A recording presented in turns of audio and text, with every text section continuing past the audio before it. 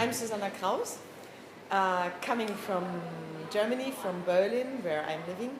I am artist and actress during my life, and now since 10 years I'm working with the Imago camera, which I brought up again, an old camera from the 70s, which I started to make to a contemporary project now. And I am in Shanghai at the moment, not alone, because this enormous big camera went with me and with me, my team.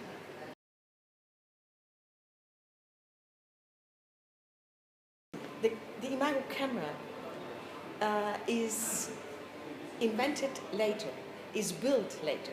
The first thing what happened in the end of 60s and start of 70s was an invention of my father, the physicist Susanna Kraus, who had to invent for engineering, for Mercedes-Benz, an objective which is able to capture over 2-3 meters in 1-to-1 scale pictures of the burning in a motor. This was the invention, but only the invention. And after this project was finished, my father together, because he was physicist, but he was also singer, he brought up a puppet play after the war. Together with a friend in his art circle just around Munich, they said, okay, let's build a box where people can go inside and they can make photos by themselves in 1-to-1 scale, because this was enormous. It is today enormous. It's absolute single in the world, and it was in this time in the 70s single in the world. So then they started to build a camera, and this, after 2 years, they finished this project, and it was opened in Munich with a big opening with the art circle of Berlin, but just private. And then the art scene saw it. Big curators and leaders of museums, and they, what is that? And then it ran about several years, 6-8 years about. It ran in Germany, mainly in Germany. Had some very good exhibitions, very famous exhibitions as well. And then, just like that. And people came and we had a gallery, and people came there to make photos, and a lot of artists came to play with the photos. Ernst Fuchs, he's from the Vienna Circle, a very famous artist. He did a lot of work. This was also this experimental phase in Germany, the Fluxus and Happening Time. And in this brainchild, in this mood, this camera is built and is invented, and is also taken from the other artists, you know. And this was a very exciting time.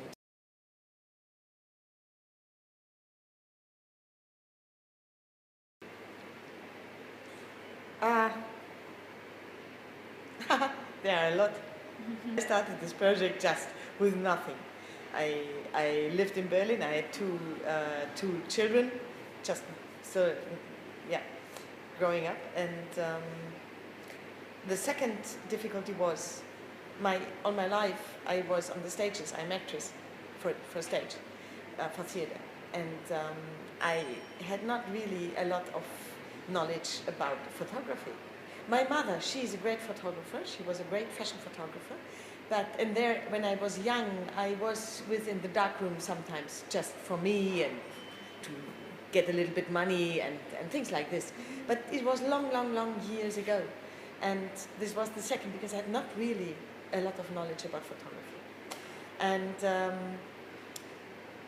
the second difficulty was, I had to find the camera. The camera was already given to a leader of a big museum, a very famous museum in Munich. And I go there, very naive, and I said, where is this camera? Yeah, it's in my storage. Can I have it? I want to try to bring this project back, when I saw these old pictures. And then he said, okay, if you are able to get back the material, the paper, that this camera is not only an exhibited part, but it can run again, it can make photos again, you get it back. And 1.5 years later, I knocked on his door, and I said, this was Mr. Hufnagel from the Pinakothek of the Modern Art in Munich. It's one of the famous guys. And I said, Florian, I got it. I have it. I get this paper now. And I had my first roll, and then he give me back the camera. He gave me back the camera. He go out with a truck and we put it in, and then we restorated it and things like that. So these were the difficulties and not difficulties, and to get back the paper was the biggest one.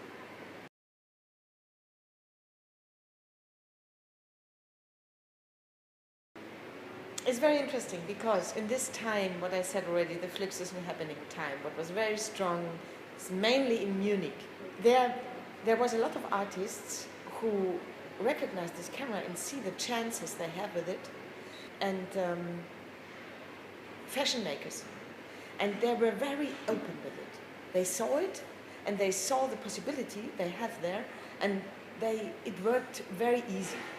Today, you have a big work behind marketing, advertising, to bring up something, agencies which have to bring you in the world as with an art project.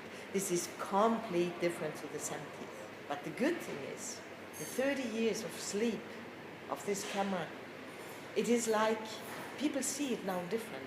People see it really like something which is very valuable and high quality, because it is an analog photography, it's black and white. It's the unique, you make one of a kind picture. You do not have 50 on your iPhone and then you have to choose and then you have to make Photoshop.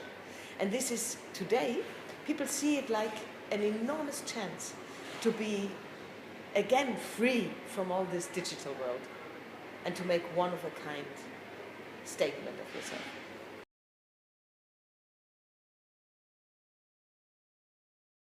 It's not so easy for people. They come, they make it. They see the pictures in our website or when they come to my showroom in Berlin. But when they make it, they're very open in doing it, but then it is not easy to face yourself in life size after 10 minutes later. It's not easy at all. And sometimes people need a little bit time. What's that? And often there are reactions like they appear, they discover something in their personality, in what they didn't saw before, and they like it. Sometimes they don't like it. And I for example, a very good example. A family came in with 2 young children, 2 or 3, I don't remember. Young family. And they wanted to make a family portrait for 5 on 1 picture. And they did it. And it was a nice picture. And after 10 minutes, it hangs in my art space, exclusive for them. They can look at it, they can see what they like or what they don't like. And it was very quiet. And always I give them their time, because this is a very private moment. And suddenly I thought, what's on? What's going on here? And I go there and I looked. The father was crying. He was crying. And then I said a little bit later, and then he said, I have never knew how rich I am, what a family I have. Because he saw it one by one faced, and now wow, this is my family. And I don't know why, but this hangs in my head, because it's a very good sample for what can happen.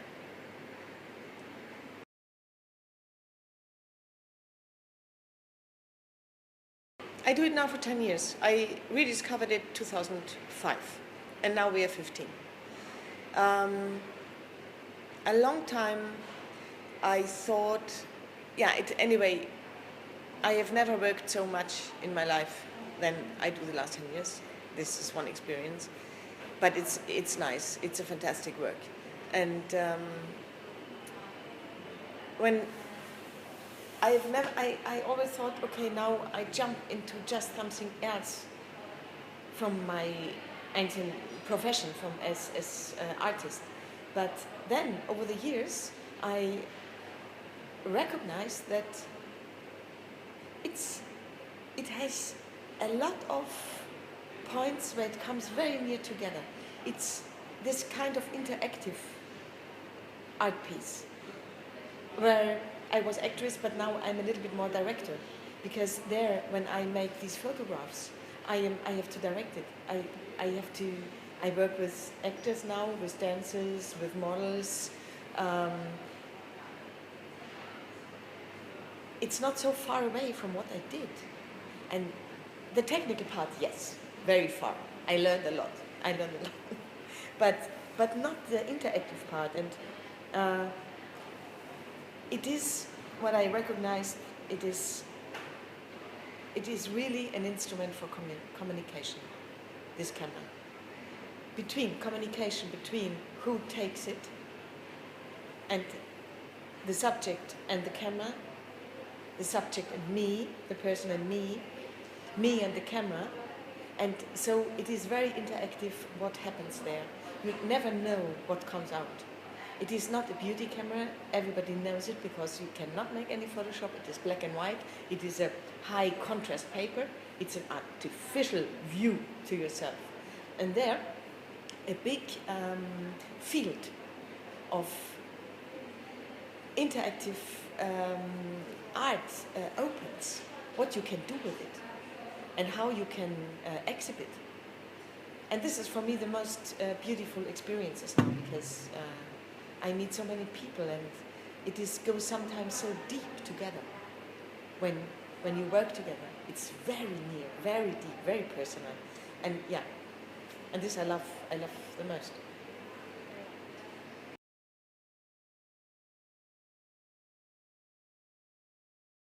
Yeah, this was also curious because it was in spring in my art space in Berlin. I was working, and a German photographic lab owner from the south of Germany came, asked me if he has some guests from China, and he comes to Berlin because of work, and he would like to show them the camera. And I said, yeah, of course, yeah. And not only me is in this art space, I have also people working with me, and I said, okay, should I be there or not? And then suddenly I thought, yeah, I should be there. I don't know why. And I was there, and Andy and Ray from Memories Lab, they came in. And then we had a three-hour talk, and at the end we saw, oh, I believe we have to do something together. This was the beginning. And of course, at the first evening we had a lot of VIPs, a lot of very interesting people. I can't remember the names because it's really only Chinese. They only speak Chinese, so it's hard for me. But some big actors. The Brad Pitt from Shanghai, I heard, was in the camera. And of course, Ellen from Unwert and her model, the Polish model, she made a very nice picture. Oh, great. And also a famous guy, the chef from this enormous restaurant. He made a good picture. We invited him because he's really good. We are still in Shanghai up to beginning of January, and then we continue our tour. After we will be in Hong Kong for maybe 1 or 2 months. Later we go back to Paris. We will be there during the Fashion Week in March, and later on the final station of our tour together with Memories Lab will be London. The places are not really fixed, but they are in discussion already, and yeah, it will be a very exciting tour. And I hope we come back to China, because I would love to go to Beijing. And at the end, I really would like to say thank you to Cultarture to invite me to this interview.